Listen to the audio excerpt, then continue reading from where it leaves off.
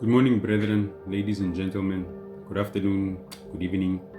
Today is the 10th of June 2026, and this is Men's Mental Health Month, right? So, tradition and old age ways of being have conditioned men that they are not to express themselves and be emotional, right? Even when they are going through difficult periods in their lives. Emotional men often tend to be seen by societies as weak sissies. Men are mostly the ones suffering silently and enduring depression, anxiety, burnout, and loneliness. The problem of the boy child and men is that because many societies were founded on a system of patriarchy, and in many of these societies, men were given precedence more than women, right? Men were the ones that were the head of these societies. Men are still the head of society, though we can see that it is shifting towards women, right? Because they are occupying the most important positions. So, historically, in societies, men were at the top, and men are naturally made to be protectors. So, as a protector, we were made to believe as men that we are not supposed to be emotional, we are not supposed to cry, we are not supposed to be vulnerable. So, with the recent developments where women have been experiencing a greater level of empowerment, the boy child or man is becoming invisible or somewhat invisible. There are more social spaces centered or catered to women's progress than to that of men. Statistics show men die from suicide 4 times higher than women. Men are less likely to report their problems and would rather mask them with irritation or substance abuse. So, why do men refuse to talk about our struggles? We refuse to talk because we were socialized or raised to believe we are not to be emotional. We were socialized or raised to believe we are not to vent but keep our issues in ourselves, within us, and let it not affect our productivity as men.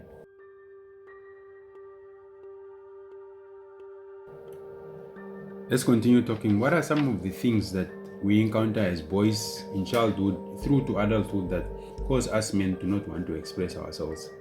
These things can be experienced at the playground, experienced in the boardroom, and they are usually experienced through phrases that are weaponized to shame men into hiding our pain. Okay, these phrases could be things like boys don't cry. This is a phrase many children hear when they are young. Phrases like man up or grow a pair. It implies that adulthood and masculinity require turning off our feelings. Brush it off. It's not that big of a deal. So these phrases which are ingrained into us as children growing up contribute to us not wanting to voice ourselves because we are afraid of what society might think of us. The other thing is also the threat of feminization. Traditional perspectives often view masculinity and femininity as a strict binary. To keep men in line, phrases are used that imply that showing emotion makes us feminine, which is incorrectly framed as a downgrade. Phrases such as "don't be a pussy" or "woos," phrases like "we are acting like a little girl," phrases such as "stop being so sensitive" or "dramatic." And then there are these phrases that want to reinforce masculinity in us. Sometimes I think this kind of masculinity is very toxic, especially the masculinity that does not allow children, boys, and men to be in touch with their feelings. Phrases such as "take it like a man," "keep a stiff upper lip," or "big boys don't whine." So these kind of phrases expect us men to remain unshakable, to remain an unfeeling pillar or a pillar that cannot be shaken, regardless of how much trauma or stress we are experiencing. Lastly, the other thing I believe contributes to us as men not wanting to express ourselves when we are going through struggle is deeply rooted cultural perspectives. For example, the provider and protector trap. We as men are inherently seen as providers. Okay, that is a divine assignment that we got from the Most High, yes. And we as men should all try to the best of our abilities and capabilities to embrace being a provider, either for our families or for those that we find under us or that need our help.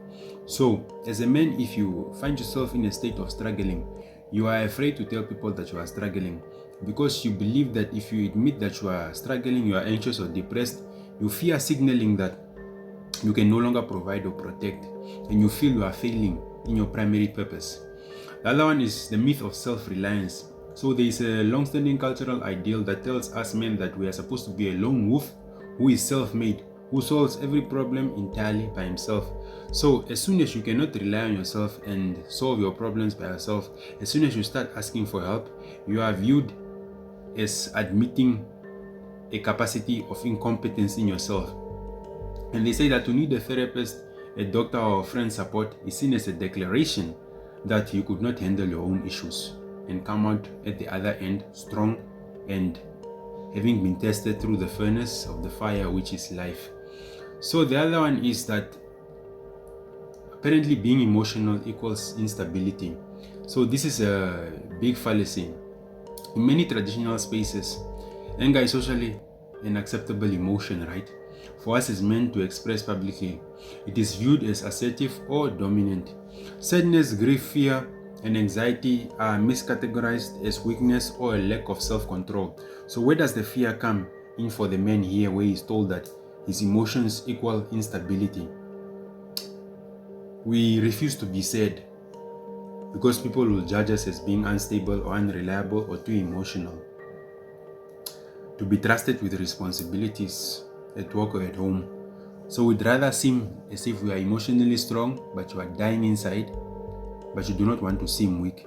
You do not want to be mistrusted or to lose the assertiveness that you have to those that supposedly respect you because you are a strong man. It's crazy. So there is something that happens to men, especially when we are young boys and we are socialized in these perspectives that make us to come to believe that if we become emotional, if we cry, we are weak, we are not men enough. It is called normative male alexithymia. It is the inability to put feelings into words because we were never given the vocabulary for sadness or anxiety growing up. The only vocabulary we were given is the vocabulary of toughness. Our emotional distress gets physically buried until it explodes as rage, burnout, or physical illness. So maybe is it why some men kill women?